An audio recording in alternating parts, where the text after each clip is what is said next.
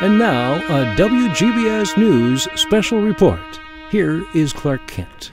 Clark Kent again, and I'm here. It's actually a great honor. I'm here with Mr. John Ostrander, and the writer of Star Wars Legacy, and something very near and dear to me, the Kents. It's a pleasure. Well, thank you. Thank you very much. Kents is one of my favorite works that I've ever worked on. Fantastic. And we were reading in the back about how it was originally the Laughtons. Yes. It did talk a little bit about the transition, but how much of the story was fleshed out before it became the Kents, and how much kind of came into play after? Oh, vast majority after. Because I just had a vague idea of what to do. You know, I wanted to trace a family legacy through amount of time. And what he did, what happened was that I finally had an editor, Pete Tomasi, who said that he thought he could get it made. And I said, no, I've been pushing this for a couple of years. I don't think so. Pete says, yeah, I can. So he did, and he went straight to Paul Levitz, and Levitz said, well, no one knows Lawton. What about if he did about Superman's family? We went, you want me to get my grubby little hands with this idea on Superman's family? All right, I'm up for that. So, and as soon as it became the essential question, how did the Kents come to be in Smallville? That was the first question. And then the basic tenet that I had was that Superman's powers come from Krypton, but his values and who he is comes from Kansas. You know, that's who he is. That's the person that he is. And so once I started doing the research into that time, I realized what a rich area it was. You know, I came to understand the importance of Kansas both before Civil War, during Civil War, and particularly after the Civil War, and provided a terrific framework. Now, with the Laughtons, was Kansas originally where you had intended that, or did you have an idea? It was going to be more general. Okay. I did want to see how the money was, how the Laughtons came to be in money, because Floyd Lawton comes from a rich family. So I wanted to trace all that and throw in some history, but anything that I may have had went straight out the window once the Kents were mentioned to me. I said, ditch all the rest of it. This is gold. Fantastic.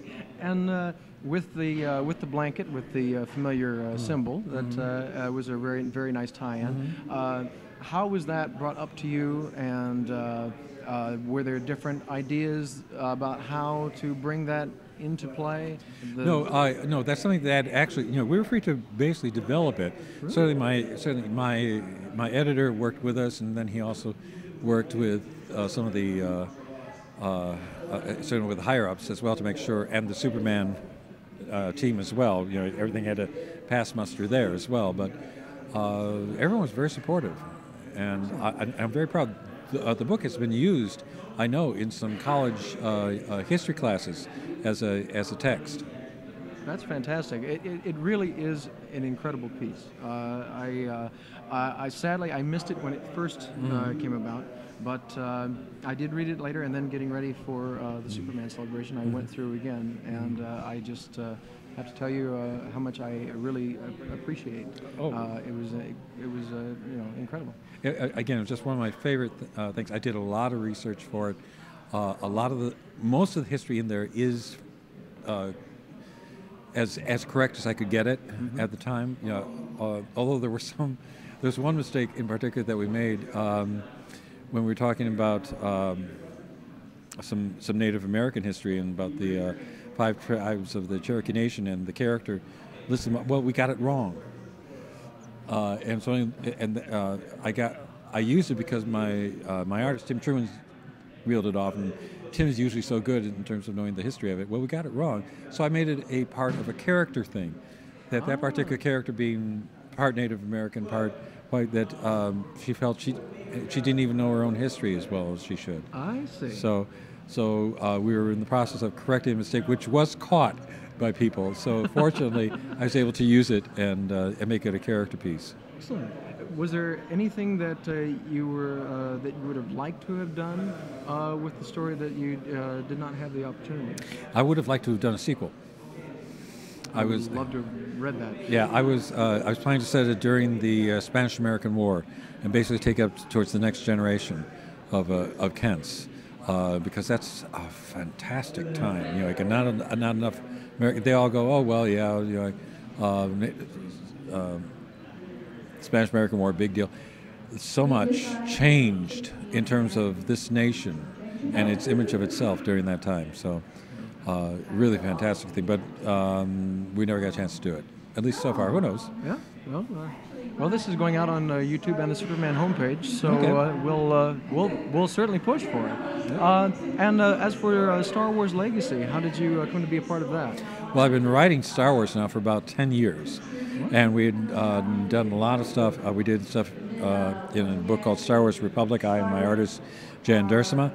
And they decided that with the end of with Episode 3 coming out, Revenge of the Sith, that Dark Horse decided they were going to end all the books that they had and start anew with new books. And they asked us what we wanted to do, and I said, you know what I want to do? I want to take the entire Star Wars story and kick it 100 years down the line. I want to know what happens next. I want to take it so that none of the readers know. I mean, from Star Wars, we all know how it ends. You know, ultimately, you know, like with the Return of the Jedi. I wanted to say, well, okay, what if you didn't know what was going to happen? What about all these new characters? You know, like a new Skywalker.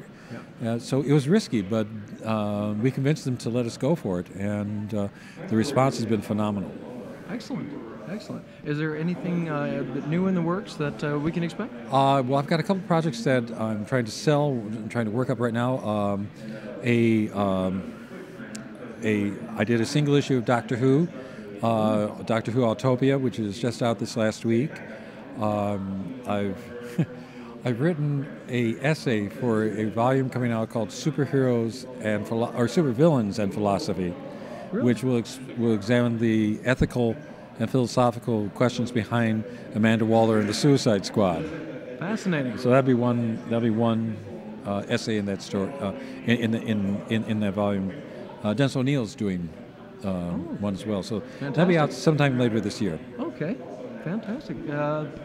That's incredible. Is there anything that, like I said, this is going out to the Superman homepage. Okay. Is there anything you'd like to say to shout out to the fans that have come on there? Yeah, basically just I've been working 25 years in the medium thanks to the fans. And so I'm always very thankful to the fans. I never take your support for granted. I never take the fact that you go out and you spend your hard-earned cash on something that I've written. I've never taken that for granted, and I never will. So thank you all. Excellent. And something that I'm sure you'll appreciate, more Westerns comics. Oh, please, yes. Mr. Ostrander, it's a pleasure. My pleasure. Thank you. This is Clark Kent, WGBS News, Metropolis.